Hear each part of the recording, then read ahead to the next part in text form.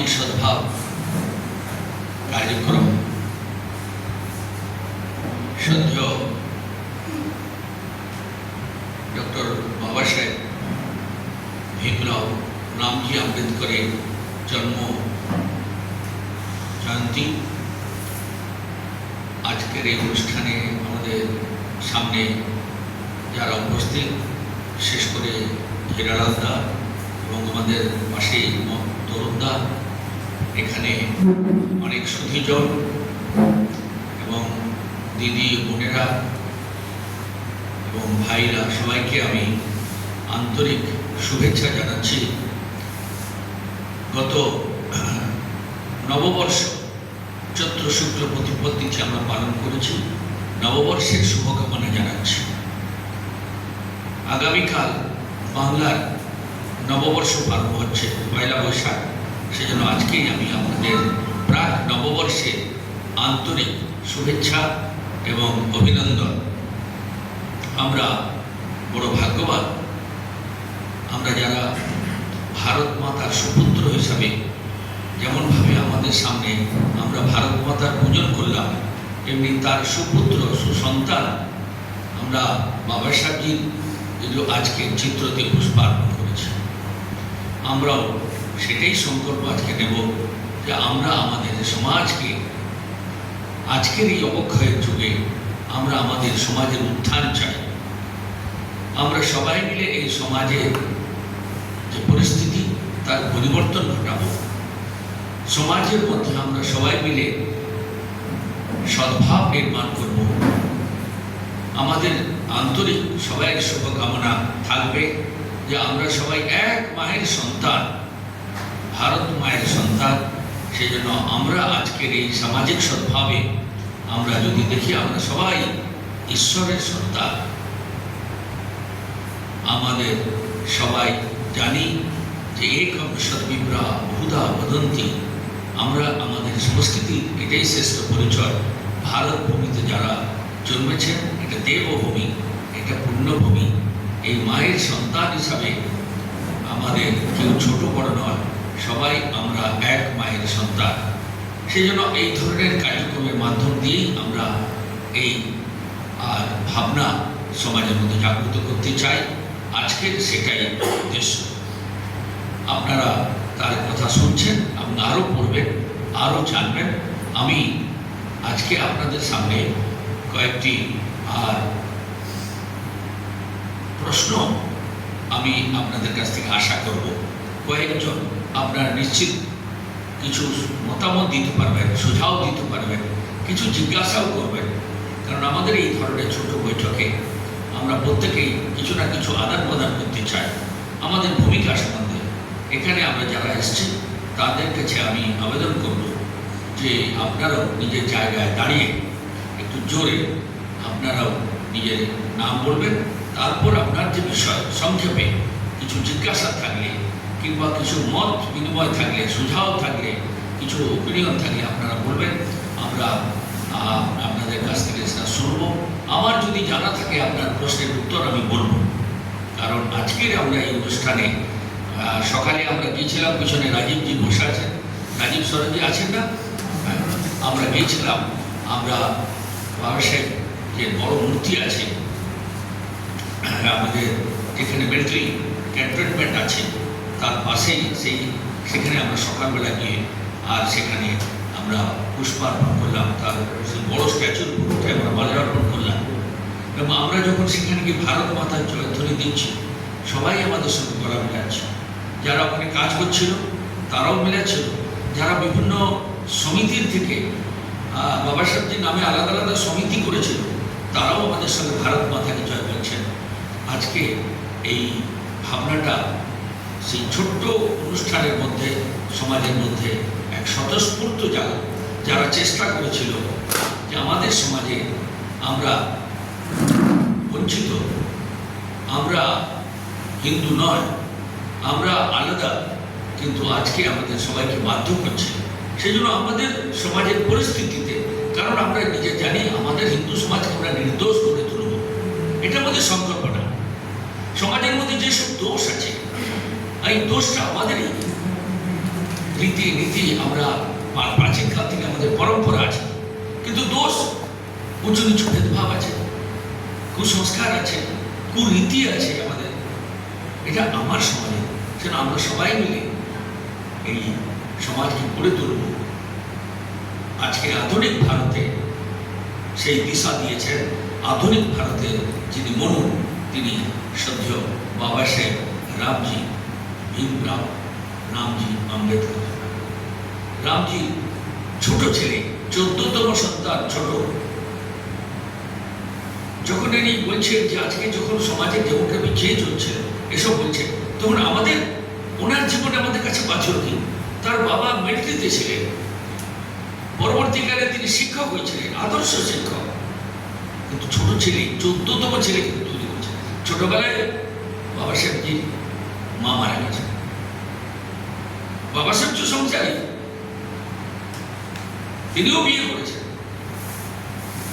কিন্তু তিনি আমাদের যে সংবিধান দিয়েছেন, সেই সংবিধান আমাদের কাছে গর্বে।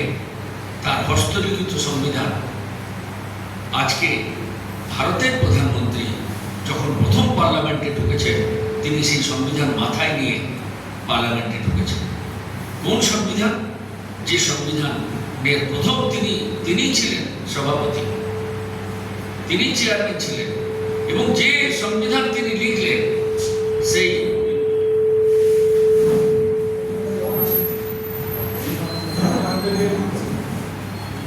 সেই সংবিধানের যখন আমরা পেলাম, আমরা দ্বিতীয় স্বাধীনতা পেলাম। আমাদের কাছে আশ্চর্য লাগবে, স্বাধীনতা আবার দ্বিতীয়।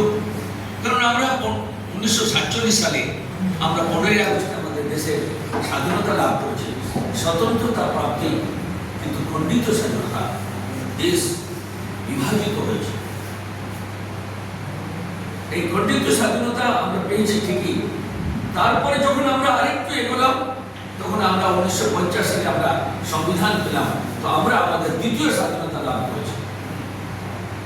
এটা আমাদের কাছে গর্ব, যে সংবিধানের মধ্যে ভগিনী নিবেদিতা বাবা সাহেবকে প্রেরণা দিয়েছেন, তার মধ্যে যেসব চিত্র আছে, তাতে এই বাংলার একজন নন্দলাল বসু, তিনি সেই চিত্র পাঠিয়েছেন। হরপ্পা মহেন্দ্র নাম দরবারের ছবি, ভগবান কৃষ্ণ অর্জুনকে উপদেশ দিচ্ছেন তার ছবি, ভগবান বুদ্ধের ছবি, মহাবীরের ছবি, আরো ভারতবর্ষের সংস্কৃতিকে তিনি তুলে ধরেছেন। সেই জন্য তিনি যে সংবিধান দিয়েছেন, এটা আমাদের কাছে গর্বে। তিনি পূজ্য, তিনি সত্যি এক সাধারণ পরিবারে, বঞ্চিত পরিবারে, গরিব পরিবারে তার জীবনে অনেক কষ্ট সহ্য করে তিনি আর অনেক অনেক উঁচু মাপের ব্যক্তি শুধু নয়, আমাদের কাছে শ্রদ্ধার স্থানে পৌঁছেছে।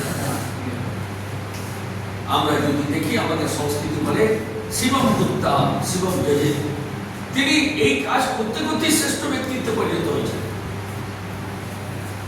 দুই ভাই বৃষ্টিতে লোকের বাড়িতে আশ্রয় নিয়েছে, লোকেরা জানতে পেরেছে যে এরা ওই বঞ্চিত সমাজে মাহার জাতি, তাদেরকে বের করে দিয়েছে পিটিয়ে। গাড়োয়ান গাড়ি চালাচ্ছে,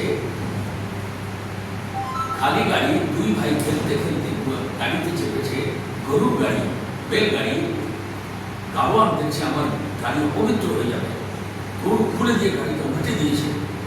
তার নিজের জীবনে এইরকম অনেক অনেক কষ্ট করে ঘটনা, কিন্তু ভগবান প্রেরিত পুরুষ, ঈশ্বর প্রেরিত পুরুষ, আজকে তিনি তার যে অনেক অনেক শিক্ষকের কথা আমরা শুনেছি, তার বাবার প্রেরণা, সব মিলিয়ে তিনি শ্রেষ্ঠ ব্যক্তিত্বে পরিণত হয়েছেন। যেন তার কথা সবাইকে শোনানো দরকার। অনেক লম্বা কথা আছে, লম্বা জীবন আছে। তিনি আমাদের আধুনিক ভারতের ভগবান বুদ্ধ। তিনি হিন্দু ধর্মে জন্মগ্রহণ করেছেন। তিনি বলেছেন, কিন্তু হিন্দু সমাজের এত কষ্ট বেদনা যে মন্দিরে প্রবেশ নেই, পুকুরে তালাবে জল খেতে পাবে না, এই কোন সময়? প্রলোভিত হয়নি মুসলমানের দ্বারা, খ্রিস্টানের দ্বারা, প্রত্যাখ্যান করেছেন। তিনি বলছেন যে আমি হিন্দু সমাজে জন্মেছি, কিন্তু আমার মৃত্যু কি হবে? লোকে যদি বলে যে আমি মরে গেলাম, তাহলে বলবে হিন্দুর উপর বিদ্বেষ হচ্ছে। তিনি শেষে তিনি বৌদ্ধ ধর্ম গ্রহণ করেছেন, হিন্দু সমাজে থেকেছেন। সেটা তিনি তার রাজনৈতিক জীবনও লম্বা আছে। সেই জন্য এটা খুব সুন্দর কথা বলেছেন, সমাজের উত্থান চাই। তো এই সমাজের উত্থানকে নির্দোষ করতে হবে। আমাদের নির্দোষের মধ্যে আজকেও হিন্দু সমাজের কি আছে? নেশা মুক্ত হয়েছে, আপনারা বলতে পারবেন? আমাদের এখানে পথ কথা বাতিল হয়েছে, আমাদের সমাজে লাভ জেহাদ বন্ধ হয়েছে, আজকে ল্যাব জেহাদ বাড়ছে। তো সমাজ যদি জাগ্রত না থাকে, তাহলে এই সমাজকে আমরা রক্ষা করব কি করে? আমাদের সামনে যেসব চ্যালেঞ্জ তারা দিয়েছে, তারা আমাদের জাতির আধারে আমাদের বিভাজন করছে, আর সেটাই চেষ্টা চলছে। বলছে আমি ব্রাহ্মণ, হিন্দু নয়; আমি নবশূদ্র, হিন্দু নয়; আমি বাল্মীকি সমাজ, আমি হিন্দু নয়; আমি সাঁওতাল, আমি হিন্দু নয়; আমার ধর্ম আলাদা; আমি মাহেশ, আমি হিন্দু নয়। এই ন্যারেটিভ তৈরি করেছে জেএনইউ, হায়দ্রাবাদ, যাদবপুর, এরকম অনেক ইউনিভার্সিটিতে যেসব মাওবাদী চার্জ থেকে ইসলাম আতঙ্কবাদ থেকে ট্রেনিং নিয়ে কোটি কোটি টাকার দ্বারায় তারা গ্রামে গ্রামে এই ধরনের প্রফেসররা, টিচাররা তারা ঘুরে বেড়াচ্ছে। তারা এইটাই চেষ্টা চালাচ্ছে ভারতবর্ষে নতুনভাবে আবার বিভাজন। জন্য আজকে প্রাসঙ্গিক, আজকে তার জন্ম জয়ন্তীতে আমাদের এই সমাজের উত্থান চাই। সেই জন্য আমি আপনাদের সামনে বললাম যে আমরা কোনো না কোনো জাতিতে জন্মগ্রহণ করেছি। আমি জিজ্ঞেস করবো না কোনো কোনো জাতিতে আপনারা জন্মেছেন, কিন্তু আমাদের কাছে সেটাই গর্বের যে জন্ম যা যেখানেই হোক না কেন, কর্ম মহান চাই। এটা আমাদের ভূমিকা। আমাদের কর্ম হবে শেষ, আর এই কর্মের দ্বারাই আমাদের পরিচয় হবে, আমার আচরণ ব্যবহারের দ্বারা পরিচয় হবে। আজকে এই আধুনিক ভারতে, এই ডিজিটাল ইন্ডিয়াতে আমরা নিজের মধ্যে অনেক সময় ইনফিনিটি কমপ্লেক্স, নিজের মধ্যে সুপিরিয়রিটি কমপ্লেক্স, আমি উঁচু কাস্টে চলেছি, এটা বড় নয়, কিন্তু আমার আচরণ কেমন, আমার ব্যবহার কেমন। এই ভারত ভূমিতে আমরা যারা জন্মেছি তারা সবাই আর্যবৃত্ত। এই ভূমির নাম আর্যাবর্ত, জম্মুদ্বীপ, ভারতবর্ষ, হিন্দুস্থান। আমাদের দেশের ইতিহাসকার আমাদেরকে বলেছে যে আর্য বাইরের থেকে এসেছে। এই বিকৃত লর্ড মেকলের শিক্ষা, ব্রিটিশের শিক্ষার দ্বারাই আমাদেরকে এভাবেই ঠেলে দিয়েছে যে আর্য বিদেশি, তাহলে অনার্য তারা এখানকার, কিন্তু আর্য অনার্য। যে ঋষি বাল্মীকি, মহর্ষি বাল্মীকি, তিনি বাল্মীকি সমাজের, কিন্তু তিনি যে রামায়ণ দিয়েছেন রামের জন্মের অনেক আগে তিনি লিখেছেন। বাল্মীকি, মহর্ষি বাল্মীকি, ঋষি বাল্মীকি বলার সময় আমরা কি বলি? রত্নাকর, দস্যু, ডাকাতি করত। কে দেখেছে? কারা লিখেছে? এই যে ন্যারেটিভ তারা দিয়েছে বাল্মীকি সম্বন্ধে, তিনি মহর্ষি, তপস্যা, জঙ্গলে বলে তপস্যা করছেন। তার জীবন দেখবেন, তপস্যা করতে করতে হঠাৎ দেখছেন উপরে এক কৌঞ্চি, এক পুরুষ পাখি, এক স্ত্রী পাখি। তারা যখন সেখানে বসেছিল, এক ব্যাগ শিকারী শিকার করেছে, পুরুষ পাখিকে তীর লেগেছে। তখন স্ত্রী পাখি তার করুণ দৃশ্য দেখে, বাল্মীকি তার দৃশ্য দেখে, করুণ দৃশ্য দেখে প্রথম তার মুখ থেকে সংস্কৃত শ্লোক বেরিয়েছে। ভারতবর্ষের প্রাচীনতম যে বেদ, দেববাণী, তার মুখ থেকে প্রথম ঋষি বাল্মীকি, মহর্ষি বাল্মীকি। যদি আমরা দেখি সন্ত রবিদাস, তাকে তার গুরু পণ্ডিত রামানন্দজি বলছেন সন্ত শিরোমণি, জন্মেছেন কোথায়? চামার পরিবারে। তিনি সত্যি সত্যি জুতোর কাজ করতেন, কিন্তু তিনি ছিলেন শ্রেষ্ঠ সন্ত। রামানন্দাচার্য তার 12 শিষ্যের মধ্যে অন্যতম শিষ্য। শুধু তার মাথায় রাখেনি, তিনি তার পাশে বসিয়ে তার শিষ্য হিসেবে শ্রেষ্ঠ শিষ্য ঘোষণা করেছেন। তিনি ওনার শিষ্যত্ব গ্রহণ করেছেন। আমাদের দেশে এরকম অনেক অনেক উদাহরণ আছে। শোনো, আমরা এখানে যারা আছি, আমাদের মধ্যে এই অনেক জাতি বর্গের লোকেরা আছে, ভারতবর্ষে আছে 600 জাতি। এরকম আমরা যদি দেখি তাহলে লোকেরা বলছে 6000-এরও হতে পারে। কিন্তু গীতার মধ্যে গুণ কর্ম বিভাগ সব বলা হয়েছে। আমাদের কর্ম অনুসারে আমাদের যে গুণ ছিল, সেই গুণ দেখে কর্ম দেখে আমাদের নাম হয়ে গেছে। কিন্তু আমাদের কাছে কিন্তু অচ্ছুত নয়। এই জন্য আমাদের সবাই কাজ উত্থান। যতদিন পর্যন্ত না উত্থান হচ্ছে, ততদিন তাদের পাশে আমাদের দাঁড়ানো, সহযোগিতা করা, এটাই আমাদের ভূমিকা। স্বাস্থ্য, শিক্ষা, নৈতিক সব কিছুর জন্য। এই জন্য সামাজিক সদ্ভাব কাজ।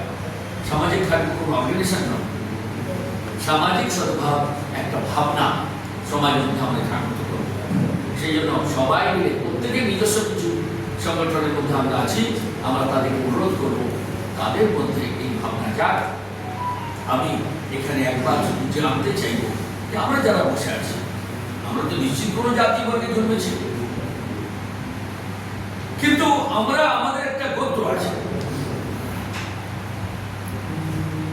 সেই গোত্রটা কি আমরা সবাই জানি।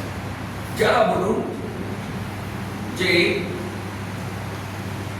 কাশ্যপ গোত্র, তারা হাত তুলে দিন। একবার নিজে নিজে তাকিয়ে দেখুন কোন জাতি বর্গের লোকেরা কারা কারা বসে আছে। নিতাই দা, আপনি কোন জাতি বর্গের? আমি তো নিজেকে হিন্দু। হিন্দু না, আমি কোন পরিবারের জাতি বর্গের জন্মেছি? কোন সম্প্রদায় বলো? ব্রাহ্মণ, ক্ষত্রিয়, শূদ্র, হিন্দুদের সম্প্রদায়। বৈশ্য বলা হয়। বৈশ্য না, আরো জাতি বর্গ। আপনার কাশ্যপ গোত্র কোন জাতি বর্গের? আপনার কায়স্থ পরিবার। আর দীনেশ দা? হেলা পরিবার। হালুয়াই। কাশ্যপ ঋষি আমরা পুত্র। ব্রাহ্মণ আছে, কায়স্থ আছে, সব আছে। যারা ভরদ্বাজ গোত্র, তারা হাত তুলে দিন। ভরদ্বাজ। দিদি কোন গোত্র, কোন জাতি বর্গের? কায়স্থ। ওদিকে রাজপুত। রাজপুত। আর কি কি গোত্র আছে? মধুকল গোত্র। দেখো মধুকল গোত্র দাঁড়িয়ে যান। মধুকল গোত্র দাঁড়িয়ে যান। কায়স্থ।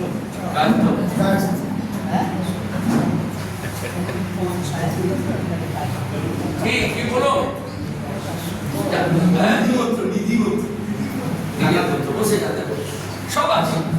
আচ্ছা, গৌতমী বলে না, আর কি কি গোত্র আছে? নিজে নিজের গোত্র বলুন।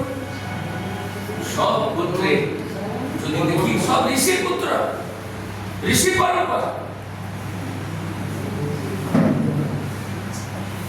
আমাদের এই পরম্পরা সংস্কৃতি যেই সমাজ উন্নত, এত আক্রমণ, 800-900 বছর মোগল পাঠান সবকে ধর্মান্তরিত করে দেওয়ার চেষ্টা করেছিল। তারা শুধু রাজত্ব আসেনি, সমস্ত সাম্রাজ্য বিস্তার করে এই, কিন্তু তারা টিকতে পারেনি। 190 বছর ইংরেজ চেষ্টা করেছিল, তারা পারে। আজকে তারা পারবে না। 20% হিন্দুকে তারা আলাদা করবে, এই চেষ্টা চলছে। 30% মুসলিম আছে। আর যদি হিন্দু 20% হিন্দু না বলে, তারা সনাতনী না বলে, তাহলে মুসলিম আর এই যারা জাতি বর্গের লোক হিসাবে তারা একসঙ্গে করার চেষ্টা করছে। ধরি তার মুসলমান এক, এই শব্দ কার কার কানে এসছে? চিৎকার চলছে। আমাদের এই সব লোকেরা উঠে পড়ে লেগেছে ভারতকে আরেকটা নতুন ভাবে বিভাজনের জন্য। কিন্তু দেবভূমি, এই ঋষি পরম্পরার ভূমি, আমরা যে ঋষি পরম্পরা জন্মেছি এটা একটা অটুট থাকবে, কেউ পারবে না। সেজন্য আমি আপনাদের আহ্বান করবো যে আপনারা মনের মধ্যে কিছু যদি জিজ্ঞাসা থাকে, বলার থেকে বলবেন। আমাদের মনে রাখতে হবে যে ভারত অখণ্ড অবিভাজ্য থাকবে, ভারত শ্রেষ্ঠ ভারত হবে, গৌরবশালী ভারত হবে। বিবেকানন্দ কলকাতায় জন্মেছিলেন, তার গুরু ঠাকুর রামকৃষ্ণ তিনি জন্মগ্রহণ করেছিলেন গদাধর চট্টোপাধ্যায়। ঠাকুর রামকৃষ্ণ বাল্যকালে, শিশুকালে তার বাড়িতে নামের পুজো হতো। বাবা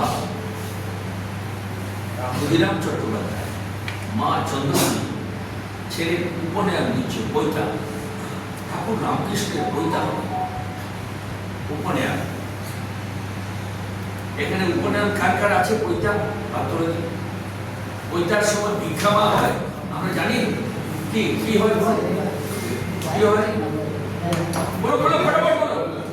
ভিক্ষেমা হয়, ভিক্ষেমা কি বলতে গেলে মানে কাস্ট, যে জাতির বসত, যে জাতির মনে হচ্ছে তাদের মধ্যে কাউকে করবে।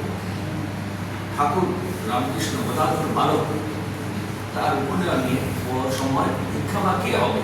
ওখানকার কোনো উঁচু জাতিবর্গের লোককে তারা চয়েস করেছে, তার পরিবার। গদাধর চট্টোপাধ্যায় বলছেন না, আমার ভিক্ষামা একজনই হবে। কে? ওই ধনী কামারি, কামার পরিবারের, চট্টোপাধ্যায় পরিবারের নয়। এক পিছিয়ে পড়া বঞ্চিত সমাজে আজকে যারা আমরা দলিত বলি, তাকে রামকৃষ্ণ বলছে ওই আমার ভিক্ষামা, যে ধরেছে উনি ভিক্ষামা হয়েছে। বিবেকানন্দের গুরু তিনি মা কালী সাক্ষাৎ দর্শন করেছেন। এটাই আমাদের সংস্কৃতি। যারা এইসব বলেছে যে মন্দিরে প্রবেশ করবে না, সুদ করবে না, ঢুকতে দেবে না, আমি আমার নিজের জীবনে, আমি 47 বছর বাড়ি ছেড়েছি, প্রচারক জীবন।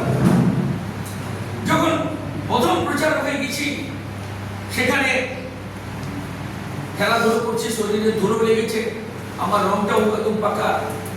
তো এক বুড়িমা বৈষ্ণব, তিনি নাম জপ করছে, আমাকে জিজ্ঞেস করছেন, ঠাকুমা আমি তার কাছে দাঁড়িয়েছি, প্রণাম করি।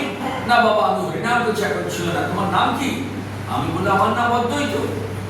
অদ্বৈত কি? আমি অদ্বৈত। কোন জাতের? আমি বললাম আমি হিন্দু। না না, আমরাও তো হিন্দু। তো আমরা তো হিন্দু, আপনিও হিন্দু, আমি হিন্দু, প্রণাম করি। না না না না, ছিল না। তুমি কোন জাতে? আমি ডোম। ডোম বলাতে কথা বন্ধ। ইতিমধ্যে তার বাড়ি যে ছেলে ছিল আমাকে নিয়ে গেল তার বাড়ির ভিতরে। তার মাকে বললো আমাদের শাখার দাদা। আমি তাদের কোমর ভিতরে ভাত ভাত ধুয়ে জলপান করলাম। পরের দিন ঠাকুমাকে আমি পুরে জ্বলিত এলাম, কিন্তু বাড়িতে তোলবার। কোথাকার কাকে নিয়ে এসে এই বাড়িতে চুপ করে দিয়েছে, গোবর দিয়ে উঠান পরিষ্কার, থালা বাসন পরিষ্কার ইত্যাদি সব চললো। পরের দিন আমি ধুতি পরে, প্রথম থেকে আমি ধুতি পরা প্রচারক জীবন গেলাম, তিলক লাগিয়ে প্রণাম করছি। কে বাবা? আমি প্রণাম করি আগে, আমি বৈষ্ণব। কে বৈষ্ণব তুমি? তুমি তো কাঁদতে এসেছিলে। হ্যাঁ, আমি অদ্বৈত বৈষ্ণব। ঠাকুমা বুঝতে পেরেছি।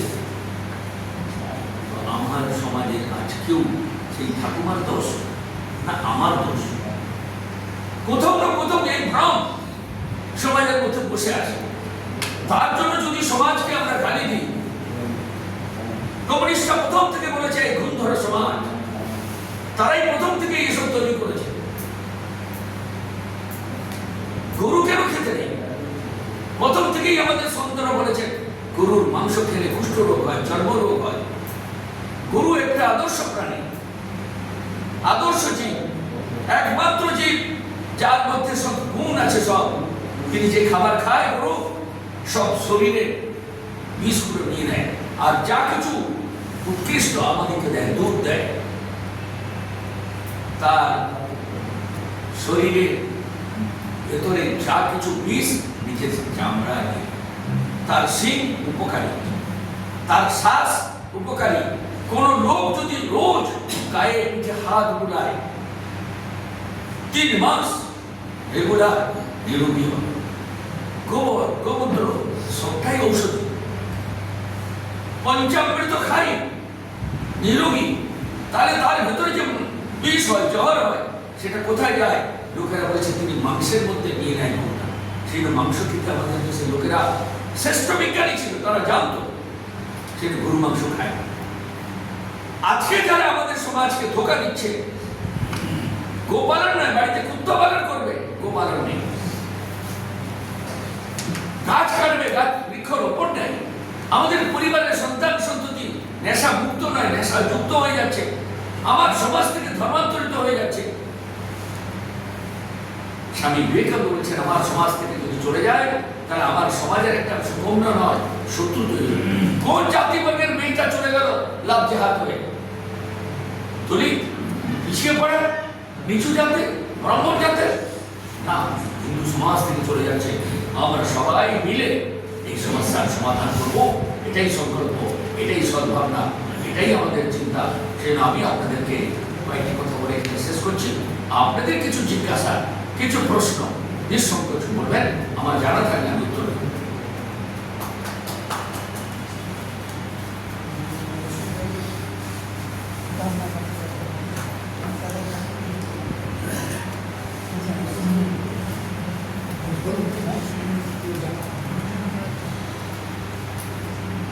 থাকলে প্রস্তাব থাকলে এই কাজের জন্য কিছু প্রস্তাব আমার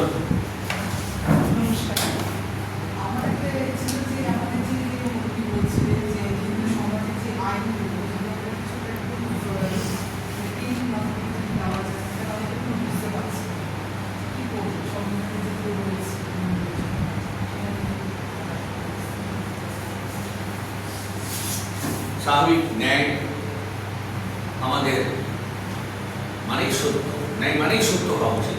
কিন্তু যে সংবিধানে অনেকবার তাকে বিকৃত করা হয়েছে, আম্বেদকরকে ছোট করা হয়েছে। যখন শাহবানু কেস, বোম্বে হাইকোর্টের উকিল, মুসলমান উকিল তার স্ত্রীকে তালাক দিয়েছে, তার স্ত্রী কোর্টে গেছে, কোর্টের জাজমেন্ট স্ত্রীর পক্ষে গেছে, তার স্বামীকে খোরাক পোশাক দিতে হবে। তো শরীয়ত আইনের বিরুদ্ধে চলে গেছে বলে সমস্ত ভারত জুড়ে রেড়ে উঠল, মুসলমান সমাজ কোনো খোরাক পোশাক দেবে না, তালাক দিলেই তাকে ভিক্ষা করতে হবে, তার খোরাক পোশাক দেবে না। শাহবানুর বিরুদ্ধে কেস রায় হল। কোন রায়? মুসলমানের রায়। কিন্তু কোর্ট শাহবানুর পক্ষে রায় দিল। কোর্ট মানে জাজমেন্ট, মানে ন্যায়, মানে সংবিধান। রাজীব গান্ধী প্রধানমন্ত্রী, তিনি সংবিধান পরিবর্তন করলেন, সেখানে দিলেন যে না, মুসলমানদের পক্ষে তারা খোরাক পোশাক দিয়ে ভারত সরকার তার খোরাক পোশাক মুসলমানকে দিতে হবে। কোন আইন যারা চেঞ্জ করলো? 1976 ইন্দিরা গান্ধী ভারতবর্ষের সংবিধানের মধ্যে যে সব উপাসনার প্রতি শ্রদ্ধাশীল বাবা সাহেবজি দিয়েছিলেন, ইন্দিরা গান্ধী 1976 সেকুলার শব্দ তার মধ্যে ঢুকিয়েছেন। সেকুলার শব্দ সংবিধানে ছিল না। সেই জন্য আমাদের এখানে যেসব আইন অনেক কিছুই আছে যেগুলো সত্যিকারে করা দরকার। আজকের ওয়াকফ বোর্ড কিভাবে তারা চালু করার চেষ্টা করছিল, আজকে যখন পার্লামেন্টে এইসব জিনিস হচ্ছে, আজকে আমাদের সমাজের মধ্যে চোখ খুলে যাচ্ছে। সেটা আমাদের মানুষ এই ধরনের সঠিক ন্যায় লোকেরা পাবে। তার জন্য আমাদের লোকেরা যারা এই ধরনের চিন্তাশীল আছে তাদের সঙ্গে সম্পর্ক বাড়ানো, তাদের কাছে যাওয়া, যারা ন্যায় বিচার জানে, যারা এই ধরনের আর বিশেষজ্ঞ, শুধু বিশেষজ্ঞ হলে হবে না, তার পিছনে সত্য ন্যায়ের প্রতি আর তার চিন্তা আছে। সে এই ধরনের লোকেরাই করতে পারে সত্যিকারের ন্যায় দিতে।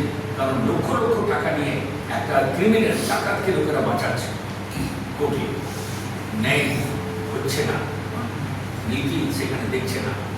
আমাদের দেশের দুর্ভাগ্য। সেই জন্য আমরাও এই ধরনের লোকেদের সঙ্গে সম্পর্ক বাড়াবো। যে আইনগুলো আছে, হিন্দু কোড বিলের কথা আমরা উল্লেখ করলাম, বাবা সাহেব সেখানে দিয়েছিলেন। আজকে আমাদের এই ধরনের সত্যিকারের বিচার লোকেদের পাওয়া দরকার আছে। তার জন্য আমাদের সম্পর্কিত উকিল হোক, আমাদের সন্তান সন্ততিরা এইরকমই উকিল হোক, যারা এইরকম ধরনের সত্যিকারের ন্যায়কে লোকের সামনে তুলে ধরবে, প্রতিষ্ঠা পাবে। এরকম অনেক লোক তৈরি হয়ে গেছে, ঠিক জাজমেন্টও সেই ধরনেরই আসছে। আর কারো বলুন, নাম বলুন। নিতাই কুদ্দার, বারাসাত থেকে এসেছি। বলছি সারা জীবন তো বাবা সাহেব আম্বেদকর সারা জীবন অন্যায়ের বিরুদ্ধে লড়েছেন, সমাজে বৈষম্য দূর করার চেষ্টা করেছেন, হিন্দু সমাজের কুসংস্কার দূর করার চেষ্টা করেছেন। আমরা জানি হিন্দু সমাজকে তিনি কখনো ঘৃণা করেননি, সেটা জানি। কিন্তু পিছিয়ে পড়া দলিত সমাজের জন্য তিনি কাজ করেছেন। এখন যে আমরা দলিত সমাজ বা দলিত বলে নিজেদের মানে হিন্দু শ্রেণীর থেকে বিভক্ত করছি, তাহলে হিন্দু সমাজকে কি আমরা হীনশক্তি করে দিচ্ছি না? তাহলে আমাদের কি দলিত বলে পরিচয় দেওয়া উচিত কি উচিত?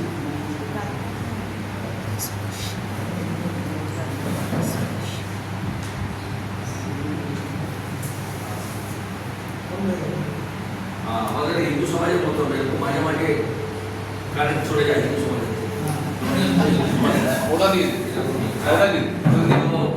তখন বলে আমি ব্রাহ্মণ, আমি দলিত। এটাই আমাদের সমাজের মধ্যে, এটা এখনো চলছে।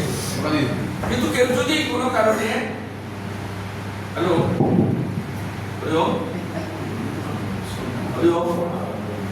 তো যদি কেউ এই ধরনের বলে, তাহলে আমাদের ক্রোধ জন্মাবে কেন? তিনি যদি কোনো কারণে বলেন তাহলে কোনো আপত্তি নেই, কিন্তু আপত্তি একটাই, এর পিছনে যে ছলনা কপটতা শেখাচ্ছে লোকেরা। আমি যেমন বললাম যে আমরা নমশূদ্র, আমরা হিন্দু নয়, আমি সাঁওতাল কিন্তু আমি হিন্দু নয়, এখানেই সমস্যা। কেন আমি আমার নিজের জাতির কথা যদি বলি, আমার বংশের কথা বলি, তাহলে কোনো আপত্তি নেই। আমি তো নিশ্চিত কোনো না কোনো জাতি বর্গে জন্মেছি। তো সেই জন্য আজকের এই যে প্রচেষ্টা চালাচ্ছে তারা দলিত বলে, তাদেরকে আলাদা করার চেষ্টা চলছে, এর পিছনে বড় সাজিশ আছে। লক্ষ লক্ষ টাকা আসছে, কোটি কোটি টাকা ভারতে আসছে, যারা এই ধরনের প্রভাবিত করছে, রাত্রে তাদের মিটিং করছে। এই ধরনের আমি বললাম জেএনইউ, হায়দ্রাবাদ এবং যাদবপুর ইউনিভার্সিটির অনেক প্রফেসর, মাওবাদী প্রফেসররা, তারা আরো অনেক জায়গায় পাকড়ি করে গ্রামে গ্রামে এসব করে যাচ্ছে। আমরা যদি চুপচাপ থাকি, আমরা যদি তাদের বাড়িতে না যাই, তাদের বস্তিতে না যাই, মহল্লাতে না যাই, তাহলে তাদের কাছে কে পৌঁছাবে? স্বামীজি এটাই বলেছেন, স্বামী বিবেকানন্দের এটাই ছিল যে আমার সমাজকে কে তাদেরকে টেনে তুলবে। তো সেজন্য এই কাজটা আমাদের সবাই কাজ, বারবার যেতে হবে, বারবার বলতে হবে, তাহলেই হবে। অনেক দিন ধরে কোথাও না কোথাও বিকৃতি হয়ে আছে, তো সেজন্য সঠিককে তুলে ধরতে হবে। আমাদের ঋষি বাল্মীকি আমাদের সবাইকে বলেছেন আমরা আর্য, কারণ প্রভু রাম তিনি ক্ষত্রিয় ছিলেন। হে মর্যাদা পুরুষোত্তম রাম, তিনি বলছেন হে আর্যনন্দন, হে আর্যপুত্র, ত্যাগ ক্ষত্রিয়। রাম মর্যাদা পুরুষোত্তম প্রভু রামকে তিনি ক্ষত্রিয় বলছেন, তাকে কি বলছেন? আর্যপুত্র। আর তিনি ঋষির পুত্র রাবণ, বিশ্বেশ্বর ঋষির পুত্র, ব্রাহ্মণ পুত্র রাবণকে তিনি বলছেন অনার্য। তিনি স্পষ্টই বলে দিয়েছেন যে আমাদের এখানে আর্য অনার্য কে?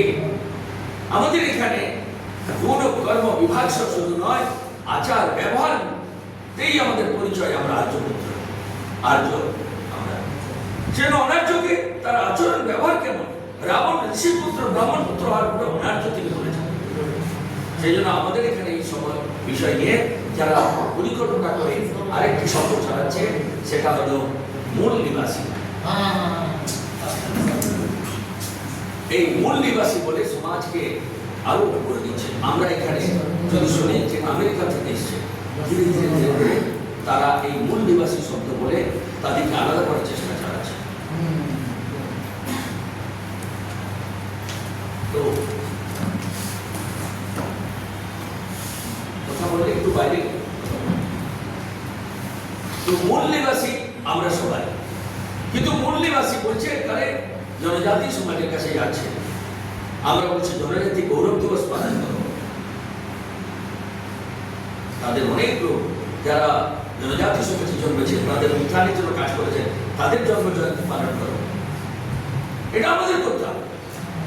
সমাজকে আবার তাদের মধ্যে পুরুষত্ব, সিংহত্ব এবং তাদের মধ্যে যে আত্মবিশ্বিত সমাজকে জাগিয়ে তোলা, এটা আমাদের কাজ। সেরকম কেউ যদি কিছু এরকম ধরনের নিজেকে বলে, তাহলে তাদের কাছে আমাদের বারবার যেতে হবে, বারবার মিলতে হবে, তাহলেই সমাজের পরিবর্তন আমরা দেখব। লাস্ট আরেকজন আপনি ভিডিও তো দেখেছিলাম। একবার নাম কেমন? আমার নাম ঝিলাম ব্যানার্জি। নমস্কার। হ্যাঁ। আমার নাম ঝিলাম ব্যানার্জি। আচ্ছা। আমি ব্যারাকপুর থেকে এসেছি। হ্যাঁ।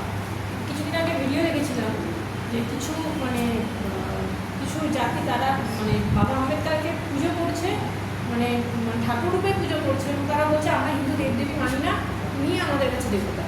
এরকম অনেক বাইরের স্টেটেও দেখেছি, আমাদের স্টেটেও গ্রামে প্রান্তিক জায়গাও দেখেছি। এটা খুব বেশি স্তরে ছড়িয়ে পড়ছে, উচ্চ অসাধু ব্যক্তি এটাকে পুরোপুরি প্রভোগ করছে। এই বিষয় থেকে যদি কীভাবে বেরোনো যায় সেই ব্যক্তি পূজা আমাদের নিশ্চিত আমাদের কাছে আদর্শ ব্যক্তি, কিন্তু ব্যক্তি কেন্দ্রিক ব্যক্তি পূজা নয়। ব্যক্তি আমাদের কাছে তার জীবন আদর্শ। সেজন্য আমাদের এখানে যদি কোনো ব্যক্তিকে দেখে শ্রদ্ধার সঙ্গে পুজো করে কোনো আপত্তি নেই, কিন্তু আমরা কোনো দেব দেবীকে মানি না। ভগবান বুদ্ধকে মানো কিনা? তিনি তার যে জীবনের শ্রেষ্ঠ, তিনি তো বৌদ্ধত্ব প্রাপ্ত হয়েছেন। তো সেই জন্য আজকের এইটা একটা পরিকল্পিত ভাবে আমি যেটা বলছিলাম, এটা চলছে। এই ধরনের প্রচেষ্টা আরো চালাবে। যারা আম্বেদকরকে ভালোবাসা আছে তারা আম্বেদকরকে সামনে রাখবে, যারা হরিচাঁদ ঠাকুরকে রাখবে, তারা কেউ না কেউ বাল্মীকিকে রাখবে, কেউ না কেউ বলবে যে আমরা হচ্ছে বিরসা মুন্ডাকে মানি। কোনো না কোনো আমাদের এখানেই তো আছে। আমরা কৃষ্ণকে মানি, কালীকে মানি না। এই কলকাতায় কালীর প্রসাদ খায় না কৃষ্ণ ভক্তরা, আর যারা কালীর পূজারী তারা সব কৃষ্ণ কৃষ্ণ না, মা কালী সব আমাদের এখানে আছে। আমাদের এখানে এই ধরনের সবকিছুই চলে, কিন্তু সব মিলিয়ে আমরা যেটা চিন্তা আমরা দিতে চাই, সেটা হলো সদ্ভাব সমাজের মধ্যে দিতে চাই। এটা আমাদের চেষ্টা চালাতে হবে। আরেকটা চেষ্টা যারা যেটা চালাচ্ছে, তারা এটাই চালাচ্ছে যে আম্বেদকরের জীবন তাদের কাছে সঠিক জীবন তুলে ধরতে হবে। তারা আম্বেদকরকে জীবনকে তারা অন্যভাবে লিখছে, আমাদের ধর্ম পুস্তকে অন্যভাবে লিখছে। এই প্রচেষ্টা তারা চালাচ্ছে। যদি কেউ আম্বেদকরকে পুজো করে ভগবান মনে করে, আমাদের দেশে অনেক ব্যক্তি পূজা আছে, আমাদের এখানে যত গুরু পরম্পরা সেটা আমাদের কাছে আছে। আমরা প্রত্যেকে মনে রাখবো, যে জাতিবর্গের মহাপুরুষ আছে না কেন, যে কোনো উপাসনায় যে কোনো মহাপুরুষ হোক না কেন, আমাদের সবাই মহাপুরুষ। ওই মহাপুরুষ আমার মহাপুরুষ, এটা আমরা মনে করি। যারা এখানে অনুকূল ঠাকুরের শিষ্য তারা একটু হাত তুলুন। কেউ আছেন কি এখানে? নেই। আমাদের এখানে অনুকূল ঠাকুর তারা 1 কোটি 1.5 কোটি লোক তাদের ইষ্টবৃত্তি রাখে। আমাদের নিজের অনেকে ভারত সেবাশ্রম সঙ্গে গুরুকে পরমানন্দকে মানে, কেউ রামকৃষ্ণকে মানে, কেউ রাম ঠাকুরকে মানে। নিজের আলাদা আলাদা কোনো গুরু আছে, বিভিন্ন যারা সম্প্রদায় আছেন তারা তাদের গুরুকে মানে। কিন্তু আমাদের সবাই চিন্তা হবে, সদ্ভাবনা চিন্তা হবে, ওর যে গুরু ওটা আমাদেরও মহাপুরুষ, কারণ ওর যে মূল্যবান কথাগুলি আছে সেটা আমাদের নিতে হবে।